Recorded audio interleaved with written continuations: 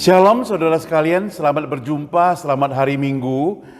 Kita bersyukur kepada Tuhan hari ini kita boleh bersama-sama datang ke hadapan Tuhan beribadah. Walaupun sampai hari ini kita masih berada di tempat kita masing-masing.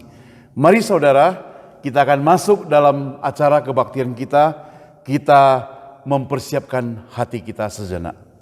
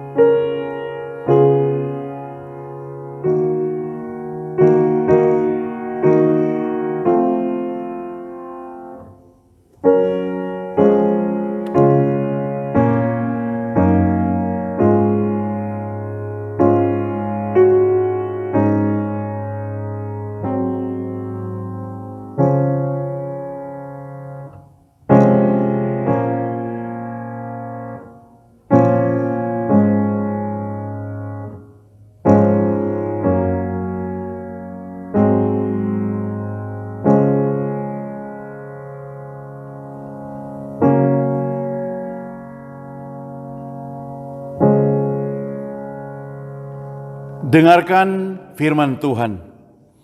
Tuhan itu raja, maka bangsa-bangsa gemetar. Ia duduk di atas kerub-kerub, maka bumi bergoyang. Tuhan itu maha besar di Sion, dan ia tinggi mengatasi segala bangsa. Biarlah mereka menyanyikan syukur bagi namamu yang besar dan dahsyat. Kuduslah ia, Raja yang kuat, yang mencintai hukum. Engkaulah yang menegakkan kebenaran, hukum dan keadilan di antara keturunan Yakub. Engkau yang melakukannya. Tinggikanlah Tuhan Allah kita dan sujudlah menyembah kepada tumpuan kakinya. Kuduslah ia. Kebaktian pada hari ini kita alaskan di dalam nama Allah Bapa, Allah Anak, Allah Roh Kudus. Turunlah kiranya damai sejahtera atas kita sekalian. Mari saudara dengan bangkit berdiri, Kita akan sama-sama menyanyikan nomor 18, Mulia bagi namanya. Kita nyanyikan bait pertama, 2, dan ketiga. Sama-sama kita nyanyikan. Yang di rumah semua buka suara. Tuhan Yesus, ku menyembah dan masyurkan rahmat-Mu. Kau yang kudus dan berkuasa, mulialah nama-Mu. Mulia, mulia, mulia, mulia bagi namanya. Mulia,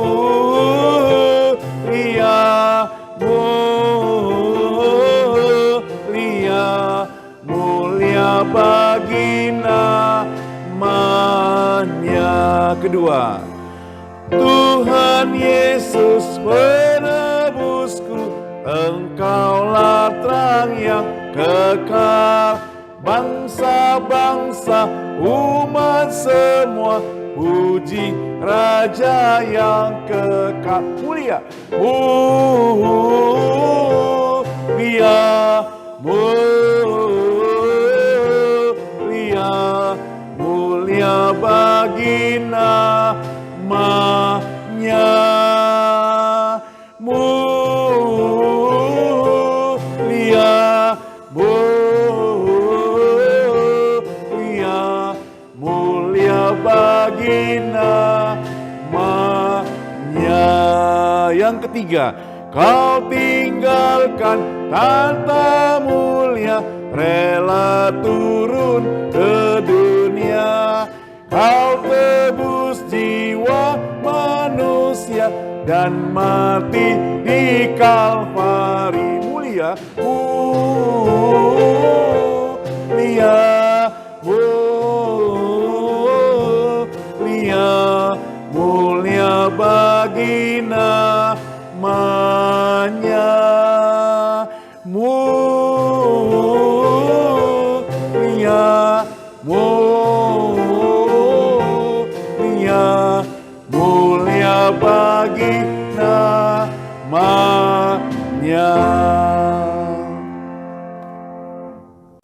Mari kita masuk dalam doa. Bapa di surga, termulialah nama-Mu di bumi dan di surga. Kami bersyukur karena kami boleh menyembah kembali pada hari ini kepada-Mu Tuhan. Engkau adalah Allah yang baik, Allah yang mengasihi, yang memperhatikan setiap kami. Walaupun sampai detik ini gereja kami belum buka, tetapi kami boleh beribadah di rumah kami masing-masing. Ini karena kemurahan, karena kasih-Mu. Engkau telah menyediakan hamba-hamba Tuhan yang melayani, para pemain musik, pemimpin kebaktian, dan semua jemaat Tuhan yang terlibat dalam ibadah pada hari ini. Kami bersyukur kepada-Mu Tuhan. Oh Tuhan, berkatilah semua teman-teman kami yang sedang mempersiapkan hati mereka ikut ibadah ini. Dan berkati mereka juga jikalau di antara mereka yang berhalangan pada hari ini. Kami mau serahkan seluruh rangkaian kebaktian dari awal, pertengahan, sampai nanti akhirnya ke dalam tangan-Mu saja. Hanya di dalam nama Tuhan Yesus, Juru Selamat yang hidup, kami semuanya berdoa. Amin. Hormat diberi bagi Bapa, Anak, dan Roh Kudus, dari mula sampai sekarang dan seterusnya, termulia. Amin. Amin. Dipersilakan dulu kembali. Saudara, kita mau lanjutkan kebaktian kita pada hari ini, saudara. kita tetap akan memuji Tuhan. Kali ini kita akan memuji Tuhan. Nomor 44 dalam buku nyanyian kita, Tuhanku yang ajaib, My Wonderful Lord. Bait pertama sampai bait keempat.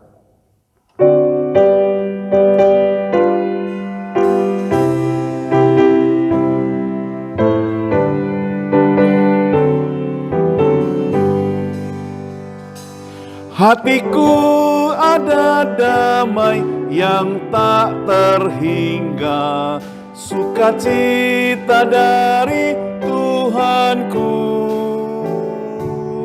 Ku serahkan hatiku dengan seutuhnya bagi Tuhanku yang ajaib.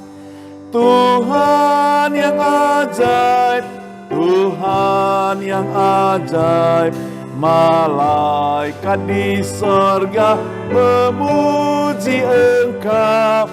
Kau penebusku, ku mau bersujud. Kaulah Tuhanku yang ajaib. Ku serahkan jiwaku untuk dikuasaimu, supaya ku jadi sempurna. Kehendak Tuhanku yang jadi atasku, Kaulah Tuhanku yang ajaib. Tuhan yang ajaib, Tuhan yang ajaib, malaikat di sorga memuji Engkau. Kau penebusku, ku mau bersujud. Kaulah Tuhanku yang ajaib. Yang ketiga, ku serahkan talentaku di hadapanmu, supaya memperkenankanmu. Seluruh milikku ku serahkan padamu, bagi Tuhanku yang ajaib. Tuhan yang ajaib, Tuhan yang ajaib, malaikat di sorga memuji Engkau. Kau penebusku, ku mau bersujud. Kaulah Tuhanku yang ajaib. Bait keempat, Kaulah yang terindah dari semuanya. Kaulah firman yang maha kuasa. Selamanya Kau yang patut dimuliakan. Kaulah Tuhanku yang ajaib. Tuhan yang ajaib, Tuhan yang ajaib, malaikat di sorga memuji Engkau.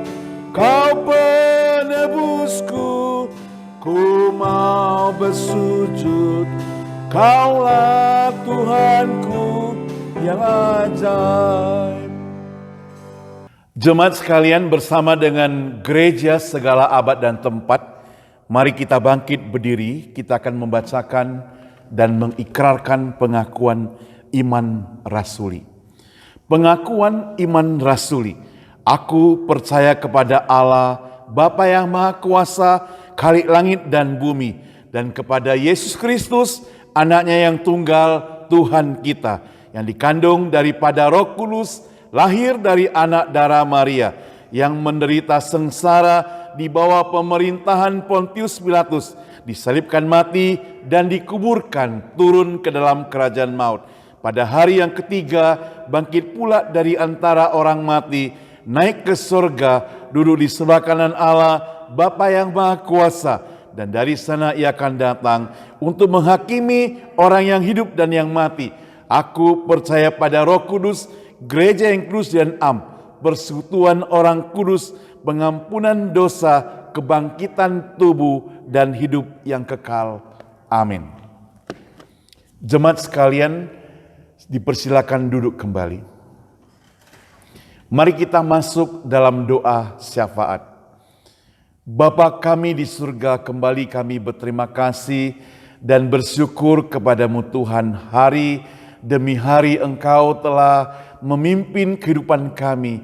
Dan kalau pada hari ini kami masih diberikan kehidupan Tuhan, kami bersyukur kepadamu Tuhan. Biarlah kami mau pakai kehidupan kami dengan sebaik-baiknya untuk kemuliaan nama Tuhan saja. Bapa kami di surga, sekali lagi kami berdoa untuk pelayanan di gereja kami Tuhan, khususnya untuk persiapan untuk pembukaan gereja kembali. Kami doakan Tuhan, kalau Tuhan izinkan, mungkin sekitar pertengahan Juli atau Agustus, kami akan memulai kembali Tuhan. Dan semua persiapannya kami serahkan ke dalam tangan Tuhan. Kami juga berdoa untuk setiap jemaat kami Tuhan, dimanapun mereka berada, agar mereka juga siap-siap untuk beribadah kembali ke dalam gereja Tuhan. Dan berikan mereka tetap beriman kepada Tuhan, jaga dan pelihara kesehatan mereka semua Tuhan.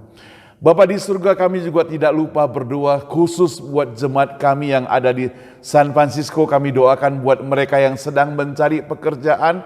Oh Tuhan, Engkau senantiasa berikan iman kepercayaan pada mereka, berikan kesabaran kepada mereka, dan juga berikan pekerjaan terbaik kepada mereka Tuhan. Kami juga berdoa, jikalau di antara mereka ada yang lemah tubuh dan sakit, Tuhan Engkau sembuhkan mereka Tuhan, pulihkan mereka. Di antara beberapa jemaat ada yang sanak familinya di Jakarta menderita COVID-19, Tuhan Engkau sembuhkan mereka dan pulihkan mereka Tuhan. Demikian juga kami berdoa untuk teman-teman kami yang ada di San Francisco, jikalau mereka sedang berurusan dengan imigrasi untuk mengurus surat-surat legal mereka supaya bisa tinggal di tempat ini. Kami serahkan semua pengurusan ke dalam tangan Tuhan, berikan mereka kesabaran dan berikan kepada mereka tetap beriman kepada Tuhan dan setia menanti sehingga tepat pada waktunya mereka boleh mendapatkan surat-surat tersebut. Kami juga selama mereka sedang menunggu, biarlah Tuhan tetap mencukupkan segala yang mereka butuhkan Tuhan dan tetap memelihara mereka. Bapa di surga, kami juga tidak lupa berdoa untuk gereja kami Tuhan secara menyeluruh Tuhan, khususnya dari mulai pusat sampai yang ada di gereja kami Tuhan. Biarlah kami doakan setiap hamba Tuhan boleh bekerja sama dengan baik.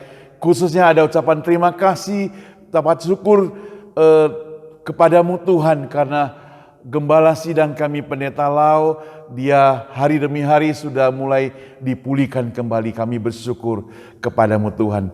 Bapa kami di surga, kami juga tidak lupa berdoa untuk Amerika Serikat Tuhan.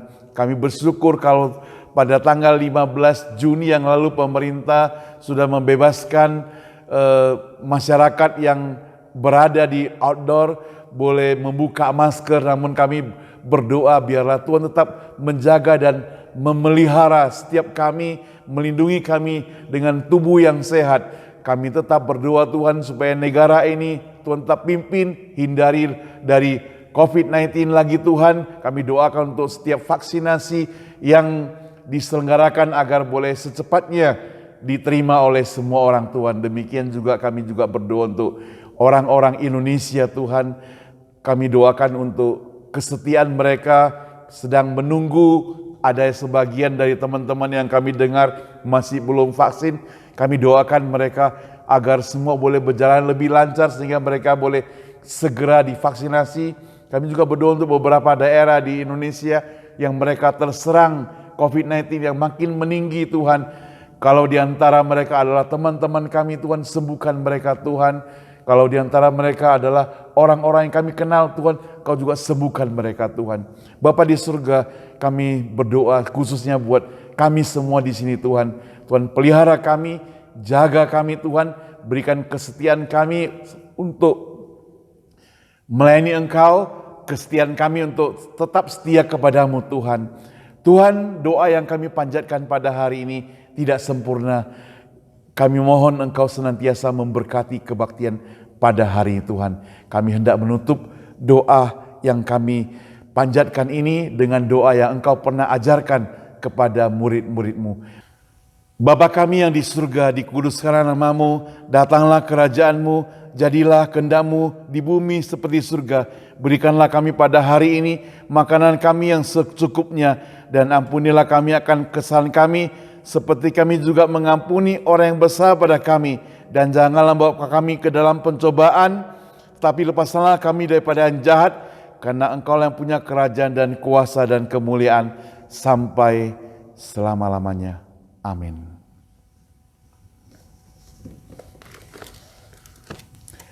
Saudara, sebentar lagi kita akan bersama-sama mendengar firman Tuhan. Mari kita akan menyanyikan satu pujian yang terambil di dalam 272 buku nyanyian kita dengan judul Penuhilah Pialaku, Fill My Cup Lord. Penuhilah pialaku. Kita akan nyanyikan ketiga baitnya.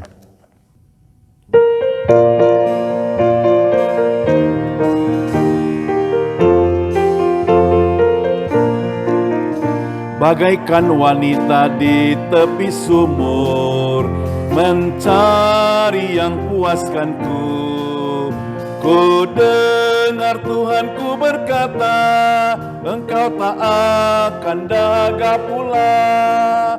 Penuhilah pialaku ini, sejuk dan hilangkan dahaga. Roti surga memberi hidup padaku, penuhi pialaku limpahlah. Di dunia ni orang sedang mencari kenikmatan dunia fana, dan sesuatu yang tak ternilai di dalamnya kau kan diberinya. Penuhilah pialaku ini, sejuk dan hilangkan dahaga. Roti surga memberi hidup padaku, penuhi pialaku limpahlah. Hai sobatku, apa yang kau dapatkan? Tiada yang memuaskanmu, namun kau akan diselamatkan. Akalkan kau memohon padanya. Penuhilah pialaku ini, sejuk dan hilangkan dahaga. Roti surga memberi hidup padaku, penuhi pialaku limpahlah. Mari saudara, kita mempersiapkan hati kita mendengarkan firman Tuhan. Hari ini penginjil Susan akan menyampaikan firman Tuhan untuk kita semuanya.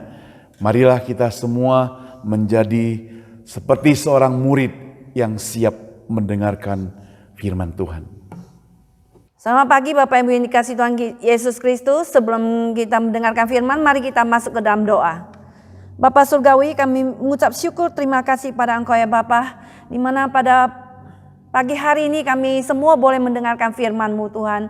Kiranya Tuhan, firman-Mu boleh berbicara kepada setiap kami dan boleh masuk dalam hati kami sehingga kami boleh menjalankan firman-Mu. Tuhan, pakailah hamba-Mu yang hina dina ini, sembunyikan dia di belakang kayu salib Tuhan, dan biarlah nama Tuhan saja yang ditinggikan. Terima kasih ya Bapa, kami berdoa hanya dalam nama Tuhan Yesus kami berdoa. Amin. Saudara, mari kita buka Alkitab kita di dalam Lukas pasalnya yang ke-7. Ayat pertama sampai ayatnya yang ke-10. Lukas 7 ayat 1 sampai 10. Setelah Yesus selesai berbicara di depan orang banyak, masuklah ia ke Kapernaum. Di situ ada seorang perwira yang mempunyai seorang hamba yang sangat dihargainya. Hamba itu sedang sakit keras dan hampir mati. Ketika perwira itu mendengar tentang Yesus, ia menyuruh beberapa orang tua-tua Yahudi kepadanya untuk meminta supaya ia datang dan menyembuhkan hambanya. Mereka datang kepada Yesus dan dengan sangat mereka meminta pertolongannya, katanya, "Ia layak engkau tolong, sebab ia mengasihi bangsa kita dan dialah yang menanggung pembangunan rumah ibadah kami. Lalu Yesus pergi bersama-sama dengan mereka. Ketika ia tidak jauh lagi dari rumah perwira itu menyuruh sahabat-sahabatnya untuk mengatakan kepadanya, "Tuan, janganlah bersusah-susah, sebab aku tidak layak menerima Tuan di dalam rumahku. Sebab itu aku juga menganggap diriku tidak layak untuk datang kepadamu. Tetapi katakan saja sepatah kata, maka hambaku itu akan sembuh. Sebab aku sendiri seorang bawahan dan di bawahku ada pula prajurit. Jika aku berkata kepada salah seorang prajurit itu pergi, maka ia pergi. Dan kepada seorang lagi datang, maka ia datang. Ataupun kepada hambaku kerjakan ini, maka ia mengerjakannya." Setelah Yesus mendengar perkataan itu, ia heran dan berkata, dan sambil berpaling kepada orang banyak yang mengikuti dia, ia berkata, "Aku berkata kepadamu, iman sebesar ini tidak pernah aku jumpai sekalipun di antara orang Israel." Dan setelah orang-orang yang disuruh itu kembali ke rumah, didapatinya lah hamba itu telah sehat kembali. Saudara sekalian, judul hari ini adalah teladan seorang perwira. Saudara, dalam kehidupan kita sangat memerlukan seorang teladan. Teladan daripada seorang ayah kepada anak-anaknya. Teladan daripada seorang ibu kepada anak-anaknya. Dan juga di sekeliling kita, di dalam masyarakat, kita perlu melihat seorang teladan. Saudara, tapi di dalam Alkitab kita juga menjumpai seorang teladan yang sangat luar biasa, yaitu teladan seorang perwira. Kita melihat apa yang dia memberikan contoh kepada kita. Yang pertama yaitu bahwa perwira ini sangat menghargai hambanya. Kita melihat ayatnya yang kedua di sini dicatat. Di situ ada seorang perwira yang mempunyai seorang hamba yang sangat dihargainya. Hamba ini sedang sakit keras dan hampir mati. Nah, kita melihat perwira ini adalah seorang tentara Romawi yang mengepalai 100 tentara di bawahnya. Tetapi dia mempunyai watak yang sangat mulia dalam perhatiannya kepada hambanya. Dan saudara sekalian, budak pada zaman dahulu adalah seorang yang tidak mempunyai harga sama sekali lagi. Karena dirinya sudah dibeli oleh tuannya. Karena dia bukan miliknya dirinya lagi. Di mana tuannya ini boleh mengerjakan dia sesuka hatinya 24 jam. Dan dia boleh disuruh mengerjakan apa aja sesuai dengan keinginan daripada tuannya. Hidupnya itu adalah milik tuannya. Dan dia sendiri bukan miliknya lagi. Nah, pada saat ini hambanya ini sedang sakit keras dan hampir mati. Dan dia segera menyuruh beberapa orang tua-tua Yahudi kepada Yesus, supaya Yesus datang menyembuhkan hambanya ini. Dan demikianlah perhatiannya perwira ini kepada budaknya tersebut. Nah, saudara sekalian, mungkin pada waktu itu budaknya sudah dibawa-bawa kemana-mana untuk disembuhkan. Tetapi budaknya ini tidak bisa sembuh dan hampir mati. Demikianlah dia mendengar tentang Yesus datang ke Kapernaum pada waktu itu. Maka pada waktu itu dia menyuruh tua-tua Yahudi untuk datang kepada Yesus, untuk menyembuhkan budaknya ini. Karena kita tahu bahwa pada waktu itu perwira ini adalah seorang kafir. Dia bukan seorang Israel. Dan dia sangat sungkan untuk mendatangi kepada Tuhan Yesus. Dia sadar bahwa dia tidak layak untuk datang kepada Tuhan orang Israel. Saudara sekalian, demikianlah yang terjadi dengan kita. Bahwa kita telah diberi oleh Tuhan Yesus. Dan darahnya yang mahal ini telah membayar lunas hutang dosa kita.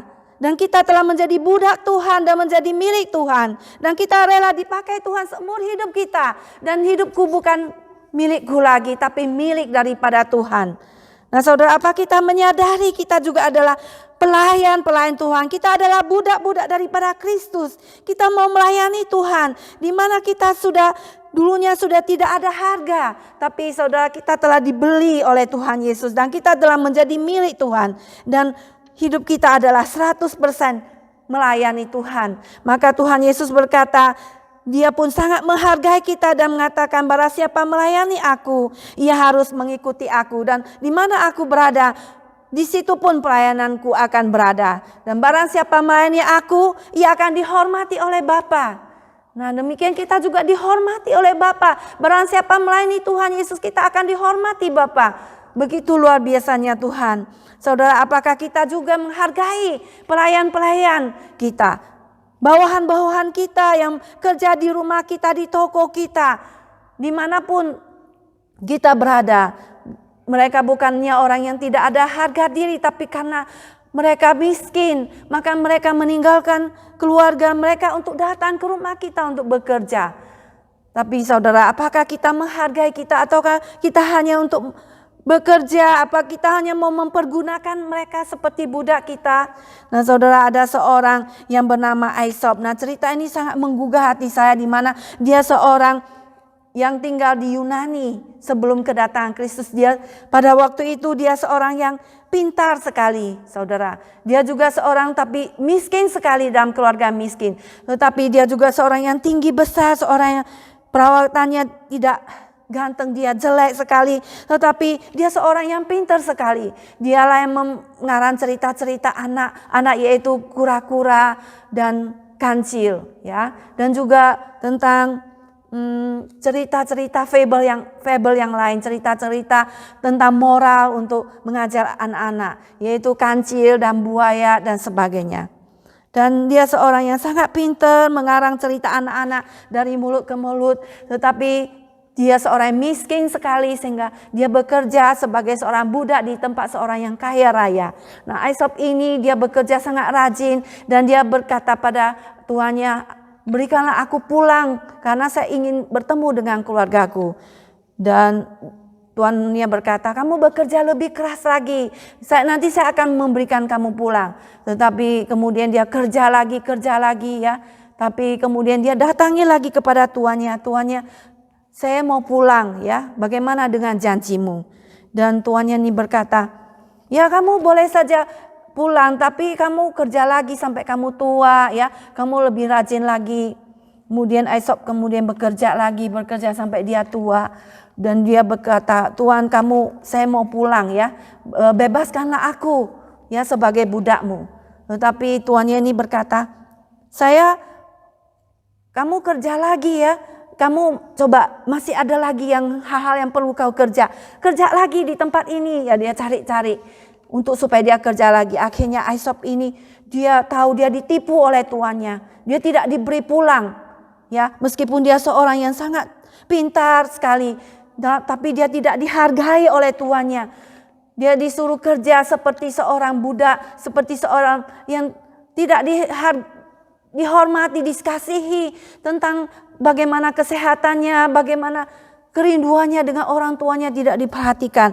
Akhirnya Aesop ini dia sangat kecewa, dia merasa putus asa. Tapi kemudian suatu hari dia pergi ke tempat tebing di belakang rumahnya, dan dia menjatuhkan dirinya, dia terjun ke bawah dan dia mati di sana. Kemudian tuannya itu pergi cari-cari dan ketemu mayat Aesop yang sudah tidak ada nyawanya lagi. Demikianlah Aesop. Dia berpikir, dia ditemukan raganya, tapi dia tidak bisa lagi diperbudak oleh tuannya. Demikianlah cerita yang sangat sedih ini, di mana orang-orang yang sangat berkeras hati, yang tidak memperhatikan kebaikan daripada budak ini dan tidak memperhatikan keadaan well-beingnya, keadaan kebaikan kesehatan daripada budaknya ini. Demikian saudara, mari kita sekalian sebagai sebagai manusia, sebagai orang-orang yang percaya pada Tuhan, mari kita juga mempunyai belas kasihan daripada Tuhan. Mari kita juga memperhatikan nasib daripada pekerja-pekerja kita. Saudara, mari kita juga memperhatikan mereka sebagai seorang manusia yang juga patut kita kasihi sebagai manusia. Demikianlah saudara, kita belajar daripada perwira Roma ini yang sangat mengasihi budaknya. Yang kedua, apa teladan yang kita bisa pelajari daripada perwira Roma ini? Yaitu dia memiliki sumbangsi terhadap pekerjaan Tuhan, memiliki sumbangsi terhadap masyarakat. ayat keempat dan kelima di sini dikatakan, mereka datang kepada Yesus dan dengan sangat mereka meminta pertolongannya. Katanya, ia layak engkau tolong sebab ia mengasihi bangsa kita dan dialah yang menanggung pembangunan rumah ibadah kami.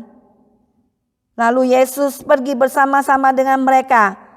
Saudara sekalian, di sini kita melihat bahwa perwira Roma ini meskipun bukan orang Yahudi, bukan umat Allah, tetapi dia rela mengasihi bangsa Israel. Dan dia memberi uangnya untuk pembangunan rumah sembahyang mereka. Orang tua-tua adalah merupakan pimpinan dalam masyarakat yang kecil dan berhubungan dengan rumah ibadat. Dan kita melihat bahwa perwira Roma ini bersahabat karib dengan mereka. Dia mengasihi bangsa Israel. Ya, demikianlah kepala daripada tentara ini disayangi oleh tua-tua Yahudi. Dan mereka pun menyampaikan pesannya kepada Yesus bahwa ia layak ditolong. Karena dia menanggung pembangunan rumah sinagog mereka. Nah, mengapa ia mengirim tua-tua Yahudi kepada Yesus daripada dirinya sendiri yang pergi secara langsung? Di sini kita melihat dia sadar kebencian orang-orang Yahudi terhadap tentara-tentara Romawi. Mungkin juga dia tidak ingin mengusik atau mengganggu pertemuan orang-orang Yahudi. Sebagai seorang kepala kapten daripada tentara, dia setiap hari mendelegasikan tugas-tugas dan mengirim orang-orang untuk menjalankan tugasnya. Yaitu caranya dia mengirim pesan kepada Yesus. Demikianlah saudara, hidup bagi diri sendiri itu adalah hidup yang tidak ada artinya. Hidup yang sia-sia, di mana kita hanya hidup mementingkan diri sendiri. Semua untuk diri sendiri. Tetapi hidup yang tidak ada dampaknya bagi masyarakat, bagi orang lain. Nah, inilah gunanya kita dipanggil Tuhan. Karena hidup kita ini hanya sekali saja. Mari kita pakai hidup kita sebaik-baiknya untuk memfaedahkan orang lain, untuk memuliakan nama Tuhan. Oleh sebab itu saudara, mari kita mau berbagi kepada orang lain. Bagi kita berbagi untuk kerajaan Allah. Seperti seorang anak yang pada waktu pertemuan mereka, pada waktu Yesus, mereka berbondong-bondong datang kepada Yesus untuk mereka mendengarkan khotbah daripada Tuhan Yesus. Sehingga pada waktu itu menjelang malam, dan menjelang malam, hari sudah malam dan orang-orang sudah lapar. Maka Yesus menyuruh murid-muridnya untuk membeli makanan kepada orang banyak itu. Tetapi murid-murid berkata, uang 200 dinar pun sudah tidak cukup untuk membeli makan kepada orang sebanyak ini yang berbondong-bondong datang mengikut Yesus. Sehingga pada waktu itu mereka tidak ada makanan. Dan Yesus berkata, engkaulah yang memberi mereka makan. Tetapi murid-murid cari apakah ada orang besar, orang dewasa di sini yang rela menyumbangkan makanannya satu dengan lain untuk sharing, satu dengan lain sehingga semua bisa dapat makan. Tetapi kita tahu semua orang dewasa, mereka semua saling memandang satu dengan lain. Saya sendiri saja tidak cukup untuk makan saya sendiri. Bagaimana saya berbagi? Tidak ada satupun yang mengeluarkan makanannya. Tidak ada satu orang pun yang mengeluarkan makanan bontot yang dia bawa dari rumah. Tetapi di situ hanya ada seorang anak kecil yang keluar, yang memberikan kepada Andreas, saudara Simon Petrus, yaitu 5 roti dan 2 ikan. Lalu Yesus bertanya, apakah yang ada padamu? Maka inilah diberikan, ada seorang anak kecil memberikan 5 roti dan 2 ikan, dipersembahkan kepada Tuhan Yesus. Maka Yesus membawa 5 roti dan 2 ikan itu. Dia mengucap syukur pada Allah dan dia memecah-mecahkan roti itu dan membagikan kepada banyak orang yang mengikuti dia. Dan semua orang disuruh duduk di rumput berkumpulan dan dibagi makanan itu ada 5.000 orang. Itu hanya dihitung kepala laki-lakinya, belum termasuk istri-istrinya dan juga anak-anaknya. Begitu banyak makanan dilimpah, dibagikan kepada Yesus. Maka itu menjadi berkat, menjadi banyak. Dan masih ada sisa pada waktu itu, dikumpulkan ada 12 bakul. Maka murid-murid Yesus mengumpulkan makanan itu, 12 bakul. Satu orang dapat 1 bakul, maka semua bawa pulang. Setelah habis makan masih ada sisa. Demikianlah saudara, semua yang kita ada, betapapun sedikitnya kita berikan kepada Tuhan, maka Tuhan itu akan memperbanyaknya menjadi faedah bagi orang lain. Apapun yang ada padamu saudara, apapun bakatmu dan talentamu yang diberikan Tuhan, jangan kita mengatakan kita tidak ada. Tuhan pasti memberikannya. Baik ada yang dapatkan 5, ada dapatkan 2, ataupun ada dapatkan 1. Baik kita melipat ganda, kita berikan kepada Tuhan, maka itu Tuhan akan melipat gandakannya. Tuhan akan memberikannya menjadi suatu lagu yang indah, ya. Semua yang kita bisa berikan, Tuhan akan memberikan sesuatu yang indah bagi orang lain. Saudara, seperti seorang anak kecil ditanya, kalau kamu ada 1 tetes air, kamu akan simpan di mana? Anak kecil itu berpikir kalau disimpan di kulkas, dia akan hilang. Kalau disimpan di dalam piring, dia juga akan hilang. Tetapi kemudian dia berpikir, saya akan ambil 1 tetes ini supaya tidak hilang, maka saya akan taruh di dalam lautan. Maka air yang 1 tetes ini berkumpul dengan lautan air yang besar ini, dan air itu tidak akan hilang. Demikianlah saudara sekalian, betapapun semua sumber energi dan semua yang ada pada kita, kita persembahkan pada Tuhan, maka Tuhan berkata, itu semua akan tersimpan di surga dan menjadikan upah bagi kita dan tidak akan hilang selamanya. Saudara, kalau kita menyimpan semua harta kekayaan itu, Tuhan Yesus mengatakan janganlah menyimpan hartamu di bumi. Di bumi itu ngengat dan karat akan merusak, dan karat itu akan merusakkannya. Tetapi kalau engkau menyimpan hartamu di surga, maka karat dan ngengat tidak akan merusakkannya. Saudara sekalian, maukah kita saudara berbagi kepada orang lain, juga berbagi kepada pekerjaan Tuhan, mendapat bagian di dalam masyarakat, mendapat bagian di dalam pembangunan rumah Tuhan. Sehingga Injil dan kabar keselamatan itu boleh disampaikan kepada orang-orang yang membutuhkan dan orang-orang yang belum mendengarnya. Sehingga mereka mendapatkan berkat daripada Tuhan dan mendapatkan keselamatan daripada Tuhan. Maukah saudara sekalian, mari kita saudara memberikan sumbangsi kita, memberikan pelayanan kita kepada Tuhan. Dan kemudian saudara yang ketiga, kesadarannya di hadapan Tuhan bahwa dia tidak layak. Mari kita melihat kembali ayat ke-6 dan ke-7. Lalu Yesus pergi bersama-sama dengan mereka. Ketika ia tidak jauh lagi dari rumah perwira itu menyuruh sahabat-sahabatnya untuk mengatakan kepadanya, Tuhan, janganlah bersusah-susah, sebab aku tidak layak menerima Tuhan di dalam rumahku. Sebab itu aku juga menganggap diriku tidak layak untuk datang kepadamu. Tetapi katakan saja kepada satu sepatah kata, maka hambaku itu akan menjadi sembuh.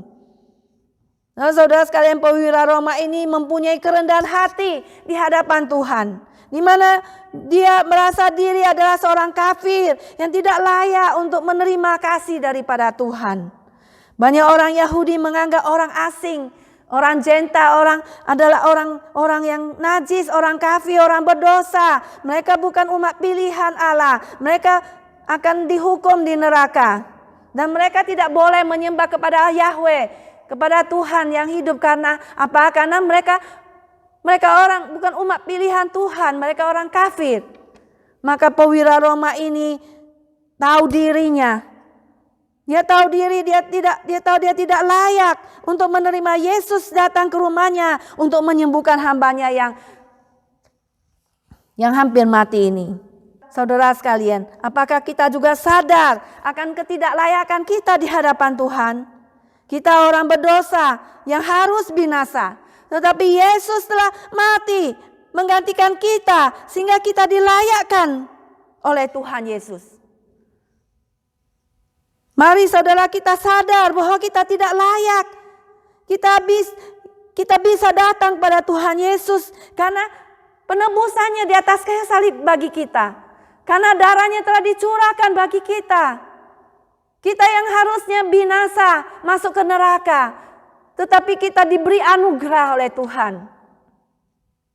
Saudara, kalau Tuhan kita adalah Tuhan yang kejam, maka kita semua akan binasa. Tapi Tuhan kita adalah Tuhan yang beranugerah kepada kita.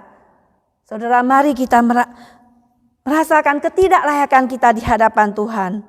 Maka kita ada rendah hati, maka kita hanya bersyukur saja di hadapan Tuhan. Kita hanya mengucapkan terima kasih Tuhan untuk pengorbananmu bagiku.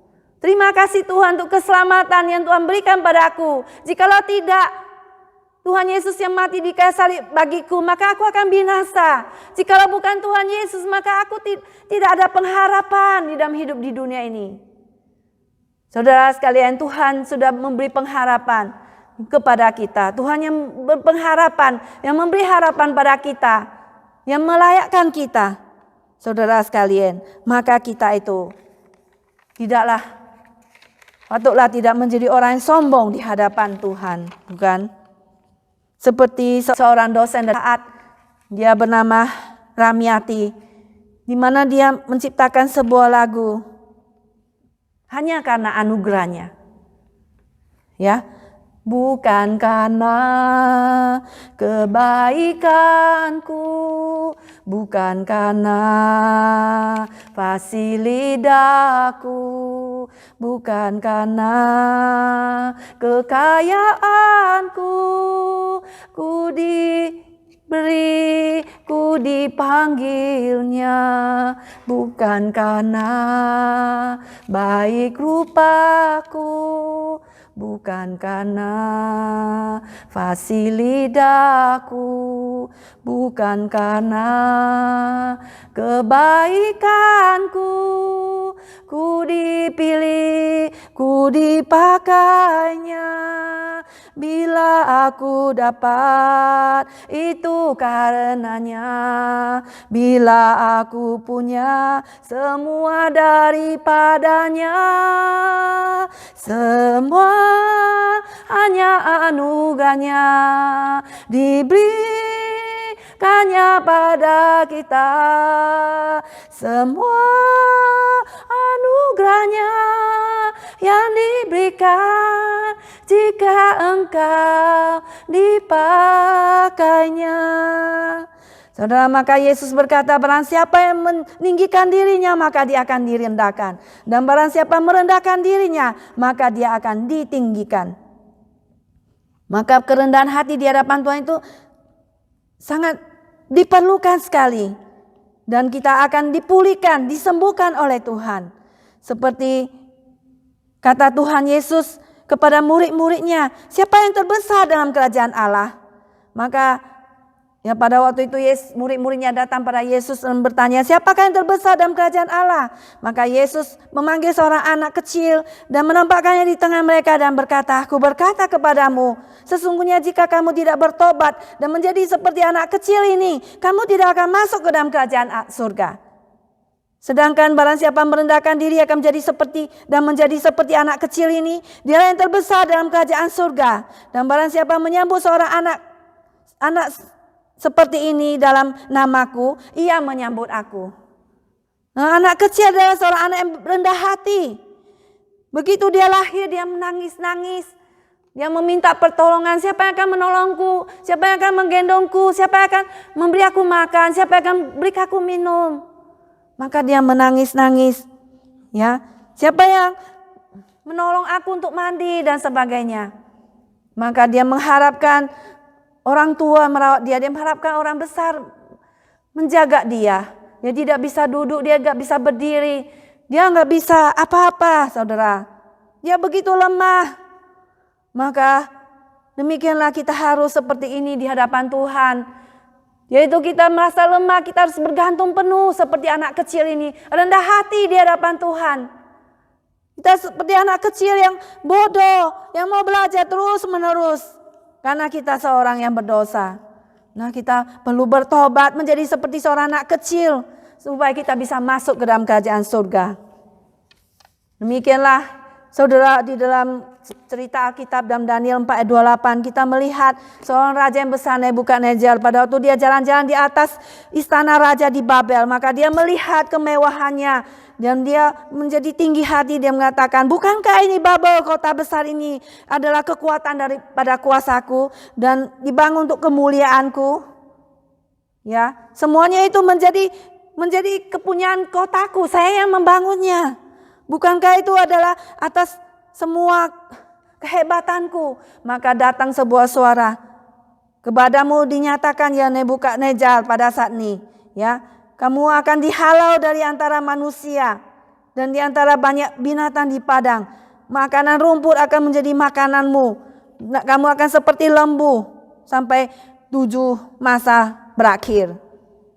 Di mana dikatakan di sana bahwa dia tidak akan lagi berkuasa.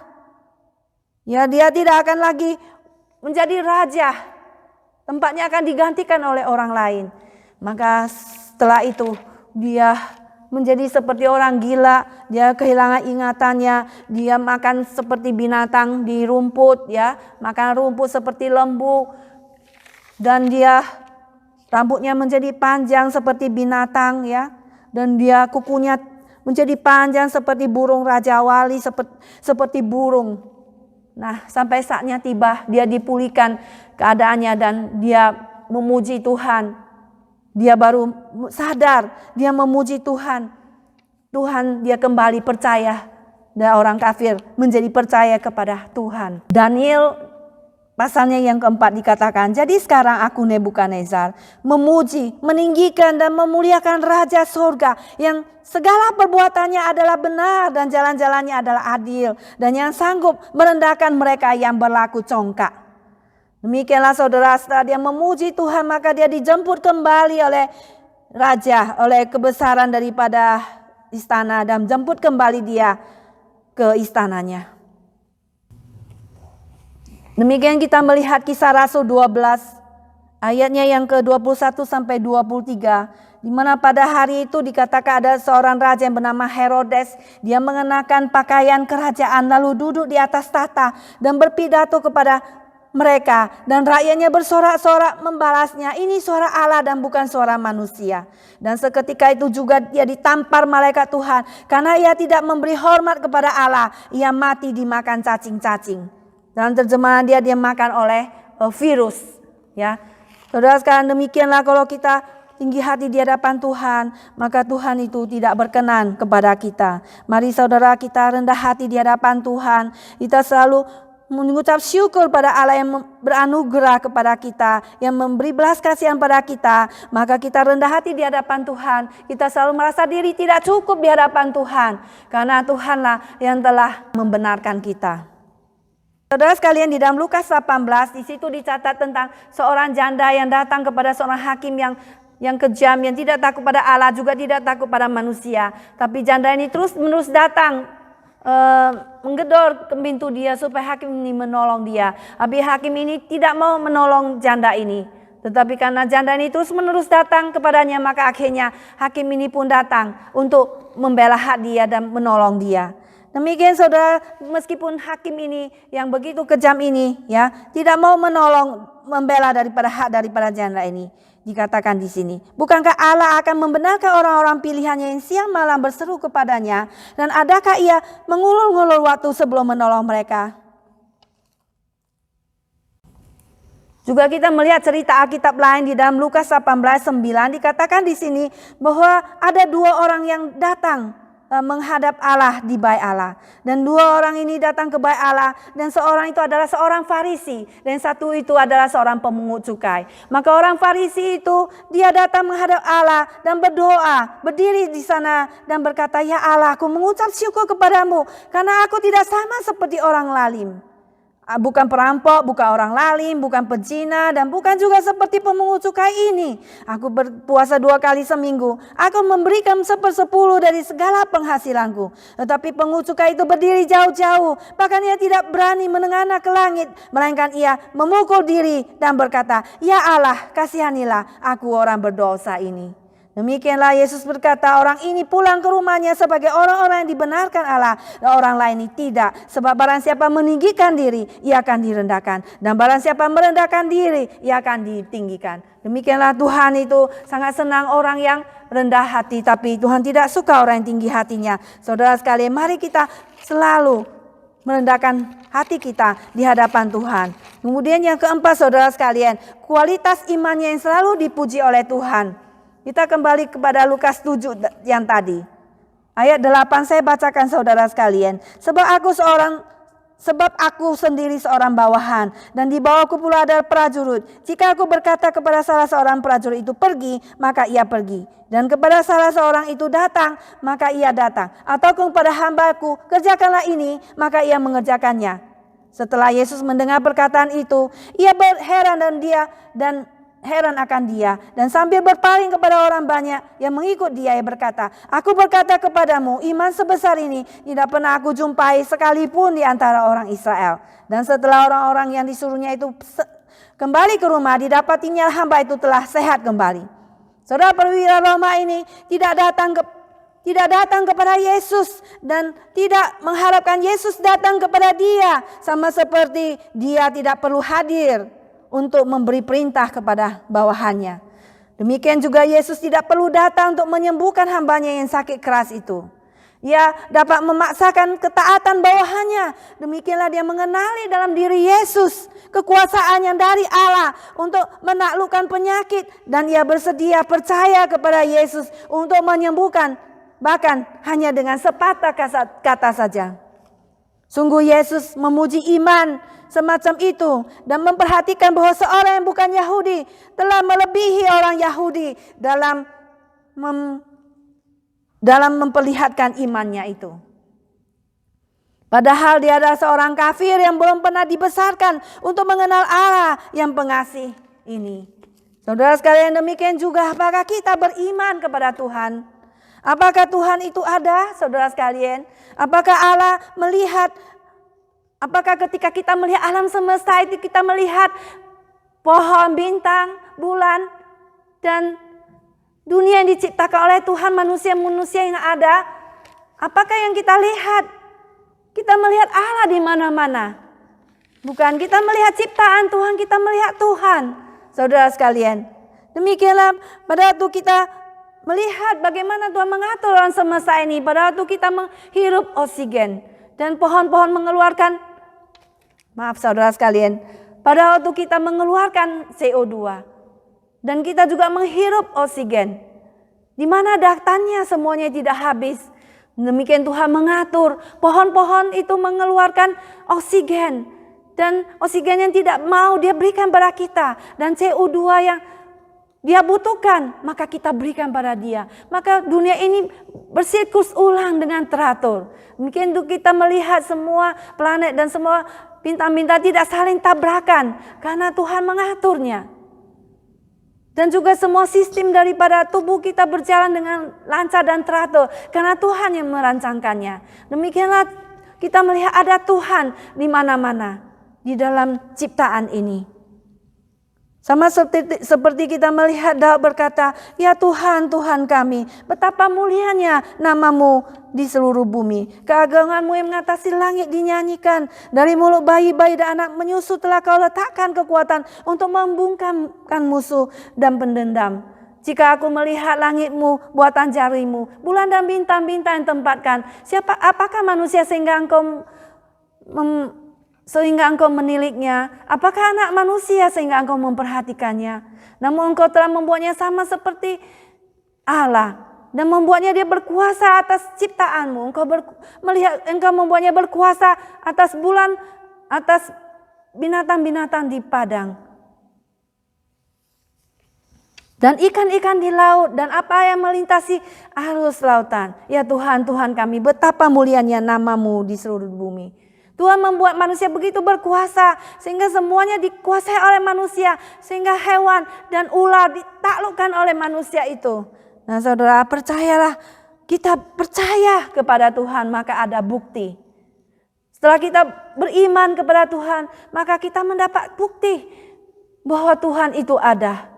Ketika kita melihat Yesus anak Allah yang telah datang ke dunia, maka kita melihat Allah itu ada. Nah ketika kita berdoa kepada Tuhan saudara sekalian, kita berdoa Tuhan itu hidup, Tuhan Yesus menyatakan diri, kita menjawab doa kita. Nah saudara, apakah kita beriman kepada Tuhan? Maka iman kepada Tuhan yang supranatural itu lebih besar daripada penglihatan jasmani kita. Tetapi saudara sekalian, di dalam Matius 5 ayat 8 dikatakan, berbahagialah orang yang suci hatinya karena dia akan melihat Allah. Nah saudara sekalian, kita percaya kepada Tuhan, maka Tuhan memuji kita. Saudara, seperti yang terdapat di dalam Lukas pasal 18 tadi dikatakan di sini, bahwa ada seorang hakim yang tidak takut pada Allah ataupun manusia. Dan ada seorang janda yang datang kepada hakim itu dan berkata, belalah hakku. Tetapi hakim itu tidak mau membela hak dia. Tetapi karena siang malam dia mengetok pintu supaya dia datang membela haknya, maka hakim itu pun datang membela haknya karena dia berpikir dia tiap hari mengganggu saya saja. Demikianlah Allah berkata, ya, camkanlah di sini katakan apa yang dikatakan hakim yang lalim itu. Tidakkah Allah akan membenarkan orang-orang pilihannya yang siang malam berseru kepadanya? Dan adakah ia mengulur-ngulur waktu sebelum menolong mereka? Aku berkata kepadamu, ia akan segera membenarkan mereka. Akan tetapi jika anak manusia datang, apakah ia mendapati iman di bumi? Nah, Tuhan mencari iman kita, saudara. Apakah kita percaya kepada Tuhan Yesus? Tuhan Yesus yang sudah mati dan bangkit, yang sekarang ada di surga. Dia hidup sekarang dan sampai selama-lamanya. Apakah kita percaya itu?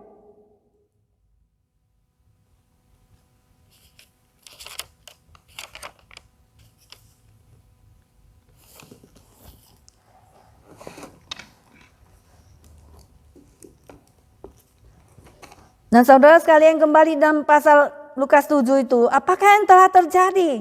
Kita melihat perwira Roma ini menyuruh Yesus untuk mengatakan sepatah kata saja maka hambanya itu akan sembuh. Maka Yesus mengatakan, pulanglah, hambamu itu telah sembuh.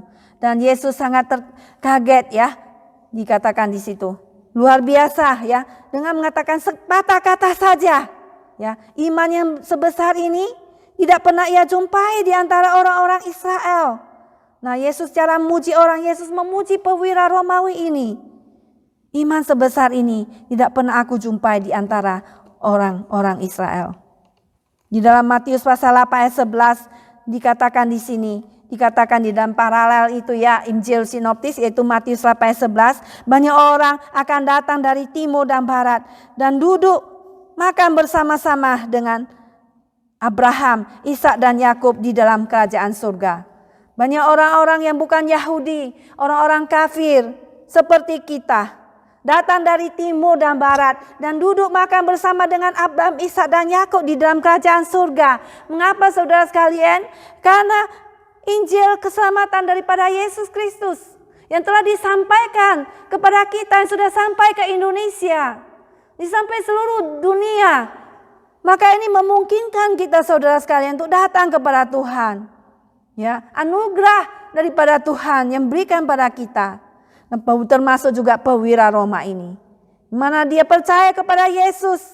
Dia mendapatkan hidup yang kekal, kata Tuhan Yesus. Barang siapa yang percaya, dia akan mendapatkan hidup yang kekal. Ya, itu di dalam Yohanes pasal 6 ayat 47. Saudara sekalian, mari kita semua beriman kepada Tuhan Yesus Kristus. Karena ada Yesus saja yang bisa membawa kita sampai ke surga. Karena Yesus berkata, akulah jalan dan kebenaran dan hidup. Tidak ada seorang pun yang sampai kepada Bapa kalau tidak melalui aku. Demikianlah di dalam Yohanes 3:16 mengatakan, karena begitu besar kasih Allah akan dunia ini, sehingga dikaruniakan anaknya yang tunggal, supaya barang siapa yang percaya kepadanya, diberinya kuasa untuk menjadi anak-anak Allah. Saudara, inilah saksi-saksi ini. Mari kita semua menjadi saksi yang hidup bagi Tuhan. Kita dipanggil untuk bersaksi. Itulah saksi daripada pewira Roma ini juga bagi kita. Mari saudara, kita bersaksi bagi Tuhan. Mari kita memakai hak kita untuk kita melayani Tuhan yang sudah datang menyelamatkan kita dan memulihkan kita. Saudara sekalian, mari kita menghargai bawahan kita. Mari kita memiliki sumbangsi terhadap pekerjaan Tuhan. Mari kita rendah hati di hadapan Tuhan, karena Tuhan sudah terlebih dahulu merendahkan dirinya. Mari kita beriman kepada Tuhan, karena Tuhan akan memuji kita, mempertahankan iman kita, dan memberitakan iman kita kepada orang-orang di sekitar kita. Amin. Mari kita masuk ke dalam doa. Bapa Surgawi, kami mengucap syukur pada Engkau Tuhan, karena Engkau memberikan Injil keselamatan itu kepada kami Tuhan, dan mempercayakan Injil keselamatan itu kepada kami masing-masing. Tuhan, tolonglah kami untuk menjadi saksi-saksi bagi Engkau Tuhan, saksi-saksi Kristus yang hidup di tengah dunia ini. Tuhan, hidup kami bukan hanya mencari uang saja Tuhan, tapi kami dipanggil Engkau Tuhan untuk berbagi Tuhan, untuk berbagian di dalam pekerjaan keselamatan Tuhan. Dengarlah doa kami Bapa, biarlah hidup kami tidak menjadi sia-sia di hadapan-Mu. Pakailah kami ya Tuhan, orang yang hina dina ini, yang sudah Tuhan Engkau selamatkan, yang sudah Tuhan ambil dari lumpur dosa. Terima kasih Tuhan, tolonglah kami semua hidup bagi Engkau Tuhan. Hanya di dalam nama Tuhan Yesus kami berdoa. Amin. Kita berterima kasih kepada penginjil Susan yang telah menyampaikan firman Tuhan buat kita sekalian. Kiranya Tuhan Yesus memberkati kesehatannya, pelayanannya, dan segala kegiatannya. Saudara sekalian, kita sudah diberkati oleh Tuhan, dan Tuhan senantiasa memelihara kita sampai detik ini. Mari saudara, kita akan mengembalikan berkat-berkat Tuhan yang Tuhan sudah berikan kepada kita sebagai rasa ucapan syukur melalui persembahan. Kita persiapkan persembahan kita semuanya saudara. Kita nyanyikan nomor 353.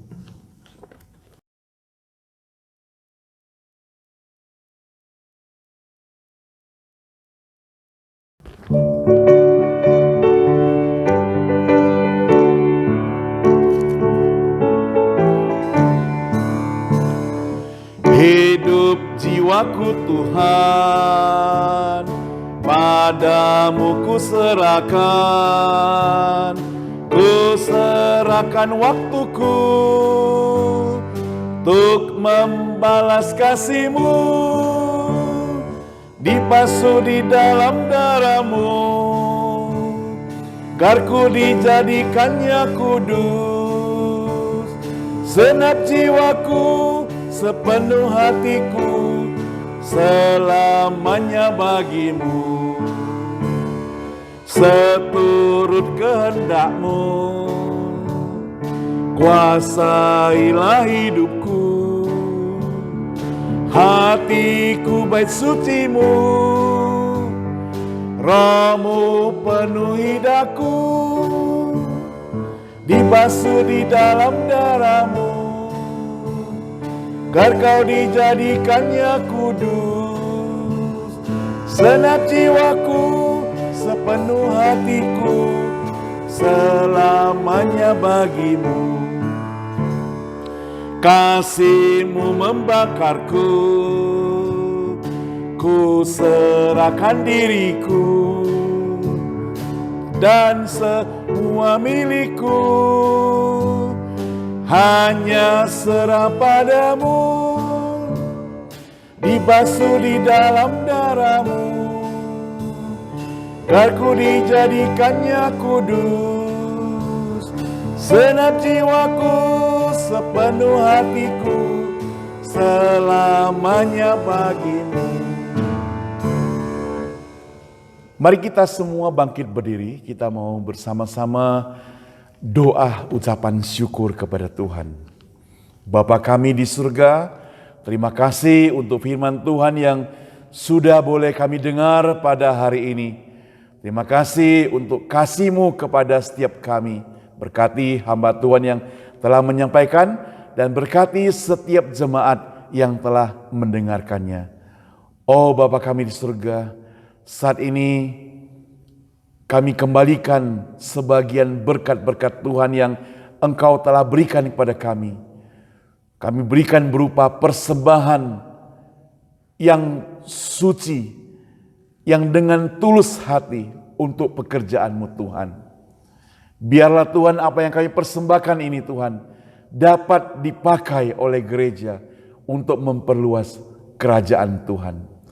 Berkati setiap tangan-tangan yang telah memberikan persembahan, supaya Tuhan senantiasa menjaga pelihara kesehatan mereka, pelihara keluarga mereka, pelihara iman kerohanian mereka, dan pelihara kesetiaan mereka pada Tuhan.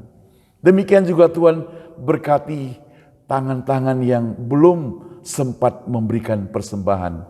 Kami percaya Tuhan, Tuhan tidak pernah meninggalkan teman-teman kami tersebut. Kami doakan agar Tuhan juga memberi kesempatan kepada teman-teman kami pada minggu-minggu selanjutnya untuk memberikan yang terbaik kepada Tuhan juga. Hanya di dalam nama Tuhan Yesus kami pertaruhkan persembahan ini kepadamu Tuhan. Amin. Dengan tetap berdiri saudara, kita nyanyikan doksologi, kemudian kita akan tutup dengan doa berkat dan amin song.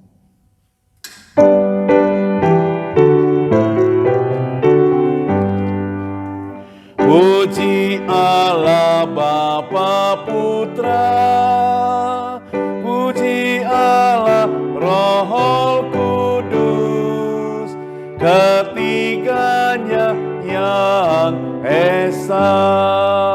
Pohon selamat sumber berkat. Amin. Jemaat sekalian, dimanapun Anda berada, engkau yang mengasihi dan dikasihi Tuhan, terimalah berkat Tuhan. Kiranya berkat Tuhan disampaikan kepada setiap jemaat kami, dan Tuhan memberkati Anda semuanya, semua jemaat kami dimanapun berada. Berkati pekerjaan, berkati kesehatan, berkati juga keluarga, serta iman kerohanian kami. Karena berkat ini kita terima di dalam nama Allah Bapa, Allah Anak, Allah Roh Kudus, yang senantiasa tidak pernah meninggalkan kami, baik hari ini, besok, dan sampai selama-lamanya. Amin.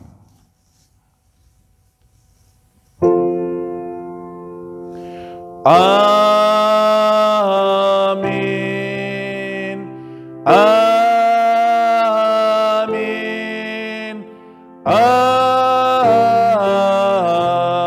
Amin. Amin.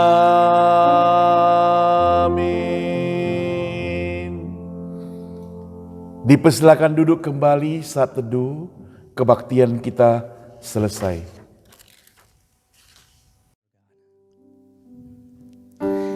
Hide me now under your wings. Cover me within your mighty hand. When the oceans rise and thunders roar, I will soar with you above the storm. Father, you are king over the flood. I will be still and know you are God.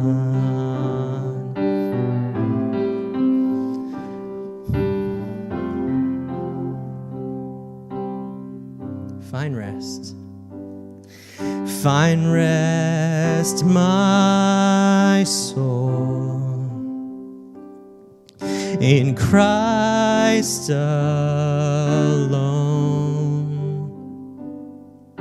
Know His power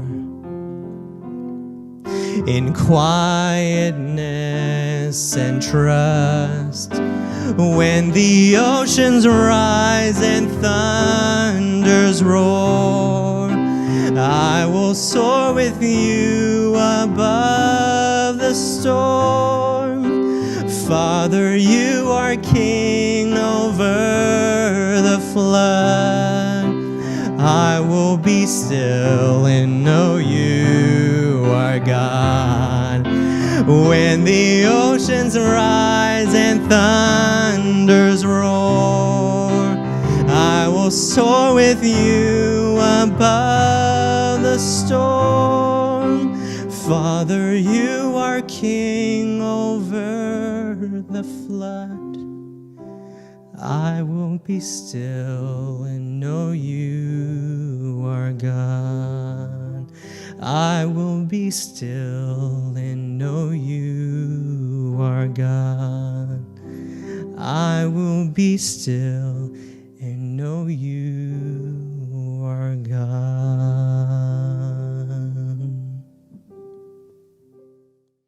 Demikianlah kebaktian kita pada hari ini, saudara sekalian. Kami dari Gereja Cornerstone, Gereja Baptis Indonesia yang ada di San Francisco, mengucapkan terima kasih buat saudara sekalian yang telah beribadah bersama-sama dengan kami. Sampai berjumpa minggu depan.